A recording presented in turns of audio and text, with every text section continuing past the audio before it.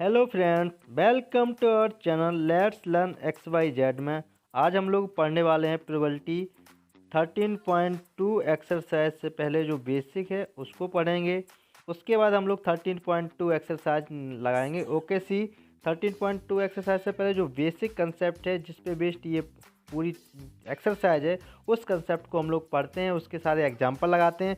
उसके बाद हम लोग 13.2 एक्सरसाइज को सॉल्व करेंगे। ओके सी सबसे पहले हमारे पास क्या आता है, मल्टीप्लिकेशन थ्योरम। ये मल्टीप्लिकेशन थ्योरम है क्या, कहाँ से आई, इसके बारे हम लोग आपको इजीली से बताते हैं। ये कहना क्या चाहती है, ये पूरी डेफिनेशन इसकी मल्टीप्लिकेशन थ्योरम में आप लोगों को हम लोग इजीली तरीके से बताएंगे।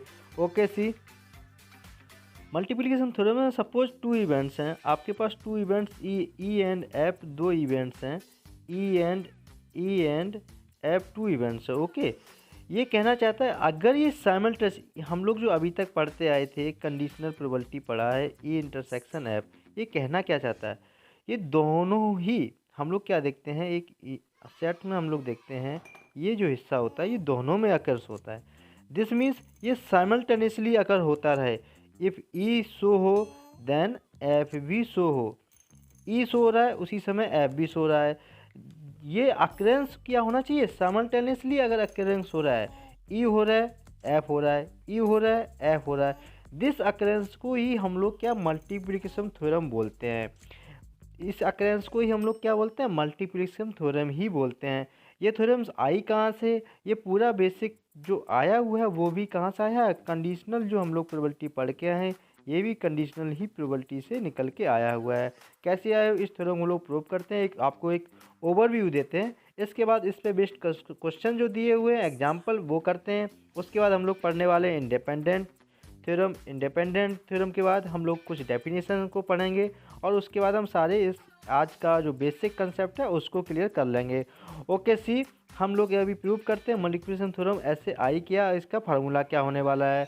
ओके सी अब हम लोग जानते हैं कि दो इवेंट्स हैं ई एंड एफ।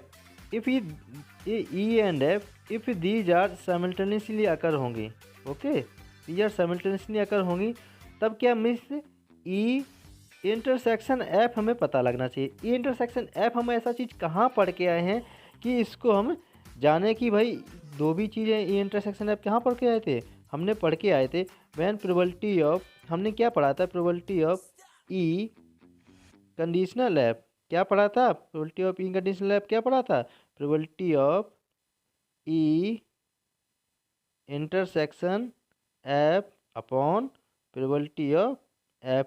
अब इसका मीनिंग क्या होता था, when F has already occurred, this means F occurred हो चुके, okay F has already occurred, then what is the conditional probability of E occurrence, E occurrence की प्रोबेबिलिटी हम लोग पढ़ते थे।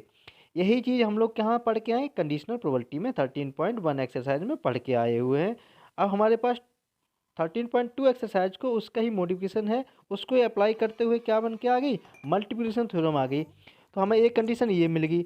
अब इसी में ये कंडीशन और हमने पढ़ी थी, वैन अगर एफ कंडीशनल ई हो, दिस मीन्स हम लोग क्या जानते थे, but is the probability of F occurrence when E has already occur, अगर ई कंडीशनल के साथ है तो क्या हो जाता था इसका भी, probability of F intersection E upon probability of E, okay ये हो जाता था। इसको हम लोग एक चीज़ अभी देखना, ये दो चीज़ें हमने और आपको बताई हुई थी उसमें, क्या probability E intersection F equal to हमेशा क्या रहेगा, एफ इंटरसेक्शन ई, कैसे रहेगा इसके बारे में ही आपको हम बताते हैं। ओके सी उस समय भी हमने आपको क्या बना के दिखाया था, एक सेट्स बना के दिखाया था, एक सेट्स बना के दिखाया था जिसमें हमने आपको दिखाया था इफ टू इवेंट्स हैं, इनका जो कॉमन इंटरसेक्शन पॉइंट होता था ये कॉमन इंटरसेक्शन पॉइंट, मान लो सपोज ये ई इवेंट्स हो रही है, ये एफ इवेंट्स हो रही है, ये यूनियन ये एक सेट्स है, तो ये दोनों में क्या होता था, कॉमन होता है। इसको हम लोग क्या लिख सकते हैं, इसको हम लोग ऐसे लिख सकते थे ई इंटरसेक्शन एफ, और क्या लिख सकते थे इंटरसेक्शन एफ, और क्या लिख सकते हैं इसको, और क्या लिख सकते हैं इसको, एफ इंटरसेक्शन ई। अभी यही चीज़ हमने यहाँ पर निकाली हुई है। अगर देखा जाए तो हम इसी चीज़ को यहाँ बड़े इजीली से लिख सकते हैं, दोनों जगह क्या लिख सकते हैं, probability of E conditional F equal to probability of E intersection F upon probability of F. एक तो यहाँ आ गई। अब दूसरे में क्या थी, दूसरे में हमारे पास क्या था, प्रोबेबिलिटी ऑफ एफ कंडीशनल ई थी। ओके, इसमें हमारे पास भी यहाँ पे हम अभी यहाँ पे हम एफ कंडीशनल ई थी, तो यहाँ पे एफ इंटरसेक्शन ई है, तो इसको हम लोग क्या लिख देते हैं, यहाँ पर भी हम क्या लिख देते हैं, probability of E intersection F लिख देते हैं, थोड़ा हमें इजीली करने के लिए। नीचे क्या आ गया, प्रोबेबिलिटी ऑफ ई। ओके, ये दो कंडीशन हमारे को मिल गई, फर्स्ट एंड सेकेंड उसमें मिल गई। अभी देख लेते हैं हम लोग इसको। ये हमारे पास देखा जाए तो हमारे पास दोनों में कॉमन क्या आ गया, दोनों को कंपेरिजन कर लेते हैं। ऑन कंपेरिजन करने पर क्या हमारे पास क्या आने वाला है, ऑन कंपेरिजन कर लेते हैं। ओके, कंपेरिजन करने पर हमारे पास क्या आ जाएगा, probability of E intersection F, क्योंकि दोनों में कॉमन है। अब ये दोनों के इसका मल्टीप्लिकेशन कर दीजिए दोनों में, तो दोनों बार हमारे को क्या मिलने वाला है, probability of E okay into probability of F conditional E. एक तो ये कंडीशन मिल गई। ओके, दूसरी कंडीशन हमारे क्या मिल गई, probability of F into probability of E conditional F. This is called multiplication theorem. कहाँ, let E and F be two events associated with sample space S. Okay, क्या कह रहा है, E intersection F denote the event both E and have occurred. Both event को occurred करता है, दोनों events को अकर्ड करता है। इन अदर वर्ड्स क्या कह सकते हैं, ई एंड हैव क्या डिनोट कर, साइमल्टेनियसली अकर। हम क्या कह रहे हैं, बार बार यही चीज़ समझा रहे आपको, कंडीशनल प्रोबेबिलिटी में भी बताया, अब मल्टीप्लिकेशन थ्योरम में भी बता रहे हैं।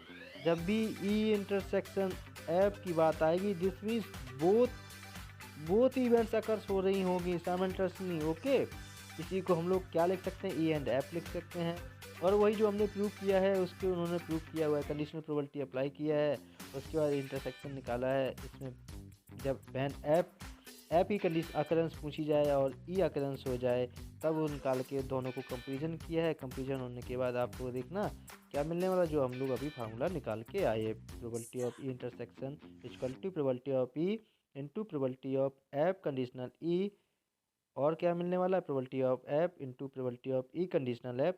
वेयर क्या नहीं हो सकती, ये तो दोनों क्या never, these are never equal to zero. Zero अगर हो गई तो क्या है, डेफिनेटली नहीं रहेंगी, प्रोबेबिलिटी आएगी नहीं, तो मल्टीप्लिकेशन रूल ऑफ प्रोबेबिलिटी हो गया। ये हमें रिमाइंड करना है, क्योंकि हमें जब भी अभी लगाना है तो ये मल्टीप्लिकेशन रूल कहता है।